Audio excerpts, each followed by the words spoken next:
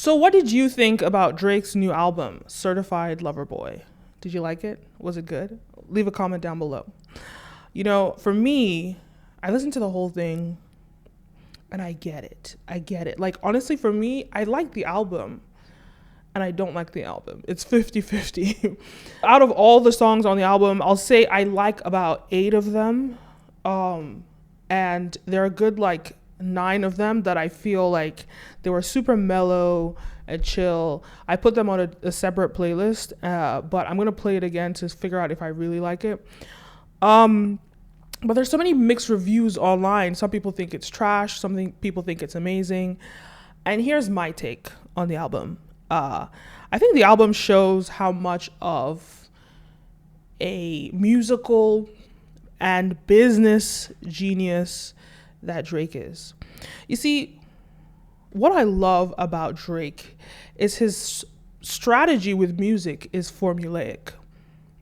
In this album, he has, his typical club bangers, and people would argue that, all of them sound the same. It's always the same thing that you're getting out of Drake. But at the end of the day, it's the same thing, but it works. And even though his music, it's all of it sounds like typical Drake music, each song is still very unique and has its nuances and its unique, sound and flair and catchphrases.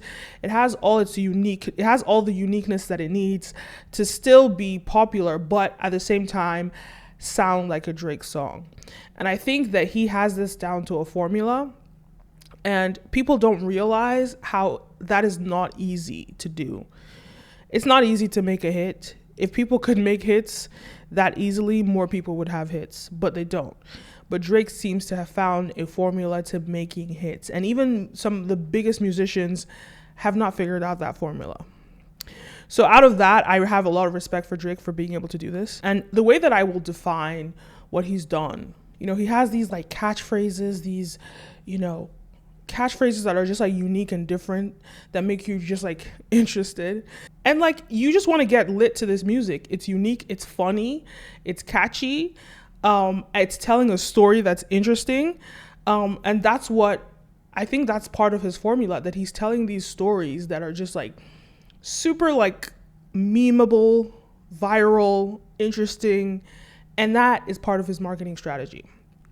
So the way that I would describe Drake, and I find it very interesting, he's like a restaurant. He's like you go to a restaurant and it's consistent. You go there, you order your mac and cheese. Maybe you like to get mac and cheese. Every time you go to that restaurant, the mac and cheese tastes exactly the same, how you want it. And you get this refreshment of this delicious flavor, right? And that is what Drake's music is. It's formulaic. Every time you go to it, you get the same thing, right? But the nuances of the new song that you're getting is that refreshment that you're getting from this new bowl of mac and cheese that you're eating, right? This is not the same mac and cheese that you ate the last time you went there. This is a unique bowl, but it tastes the same. It feels the same. It's the same thing. And that is about consistency. And if you speak to restaurant owners, you'll learn very quickly that it's not easy to be consistent as a restaurant owner. And I'm sure if it's hard to do that, and millions of people around the world have figured it out, it's probably a lot harder to do that in music. But Drake has figured out how to do that. And so because of that, to me, he's a genius. And it proves that consistency is more powerful than creativity. I'll say that again. Consistency is more powerful than creativity. But before we get into that, please follow, subscribe, all of the above. It really pushes this video out to more people and encourages me to make more videos. This video is brought to you by Brand Video Pros Members Lab, an online course that teaches brands and influencers how to scale their influence and sales. My name is Kenim. Let's begin. People want something new from Drake. He doesn't need to give us anything new. He really doesn't need to do that. He doesn't need to experiment. He has the formula down. And guess what? The thing about him is that he does evolve and he does move around. And this is one thing I'll say about Drake. I was looking at his like discography, and I realized that I personally like every other album that he releases. And that's all the way back for starting at So Far Gone, which was a mixtape, all the way till today. It's every other one that I like. But I speak to friends who don't like the ones that I like, but like the opposite of what I like, right?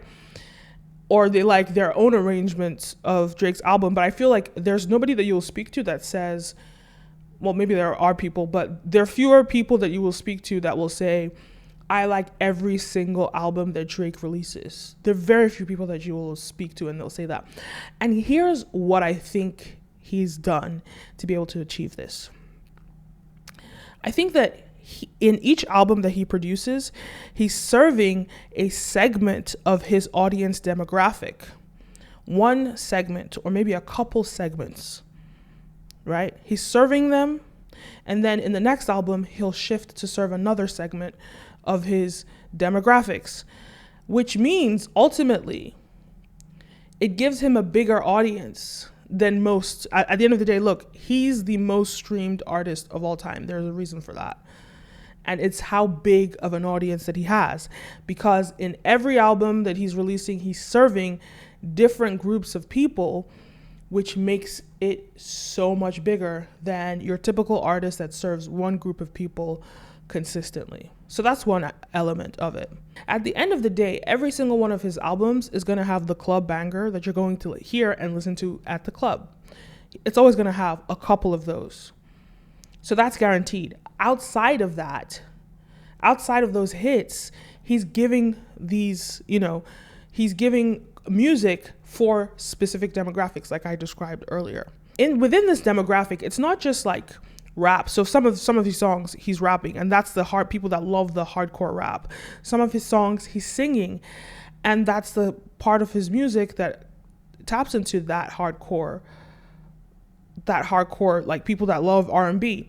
But it's not that simple. I think his segmentation is more specific than that, because within the rap, he gives different styles of rap.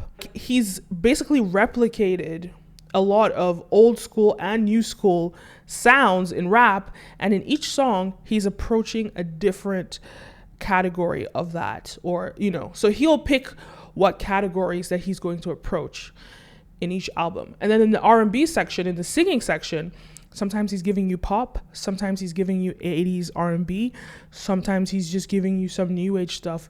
He's always changing it up, and that's what I'm talking about. This is how he stays relevant. This is how he stays important.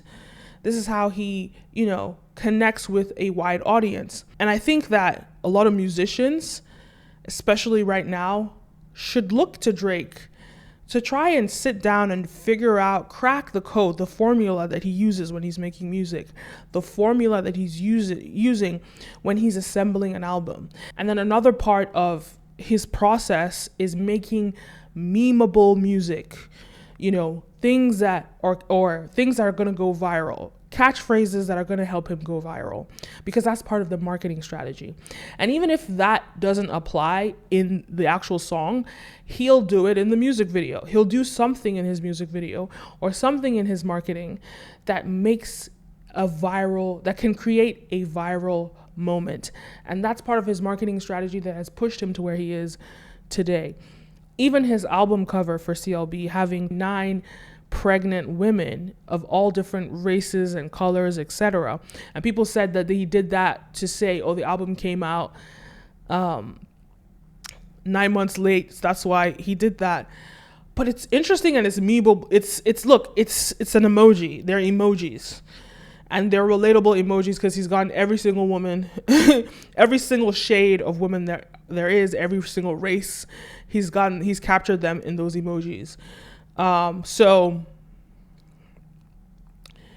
it's very interesting how he puts his stuff together. And he's definitely an example to look at if anyone's an aspiring musician and really wants to figure out how to market themselves and how to get attention. Another interesting component to his marketing strategy during the rollout of this album was, he had billboards in the places. Okay, so all his features, whoever was featured on the album, he'd have a billboard in where they're from, their local city or their local town. So, like, for example, he had Thames, and he had to pay for a billboard in Nigeria, in Lagos, Nigeria, to let everyone in Nigeria know Thames is going to be on the CLB album. And he did that with all the different artists from whatever city that they are from. So that was a really interesting marketing strategy. So I think a lot of people were upset with Drake because of the anticipation for this album. Like I said in a previous video, he had, been trying to release this album. He had mentioned this album in 2019. And so it's how many years later, and we're only getting it now. And so people were expecting some sort of masterpiece and some sort of, whatever. But that's not what he doesn't need to give a masterpiece. And that's what people don't grasp. Drake is not necessarily an innovator when it comes to music, but he's an innovator when it comes to marketing and positioning and streaming, being streamable. He is formulaic. That's why he's the most streamed artist of all time, because he has a formula down. And look, some people say creativity is more important. They prefer to be creative. Other people say, look, they prefer to have impact. To each his own. But one thing Drake has gone down is formula in music. And yes, he's replicated a lot of artists, from The Weeknd to Kanye to Jay-Z. He's replicated a lot of people, but he's been able to fuse that together and make it his own. He's been able to make music from around, or he kind of takes on what's hot. A lot of the features on his album were like Giveon, who's on Justin Bieber's album, and Thames, who has the hit song this summer with Wizkid. So he catches on to what's hot and he puts it, and that's part of the marketing strategy. That's part of the packaging. So instead of I just noticed that a lot of people use that to diss him and insult him. But at the end of the day, when it comes to business, like he said, business is strictly financial. When it comes to business, when it comes to marketing, it's about playing the cards right. And this is why he is a phenomenal marketer. But that's my take. Let me know your thoughts. Leave a comment down below. My name is Kenim, and see you next time. A peace.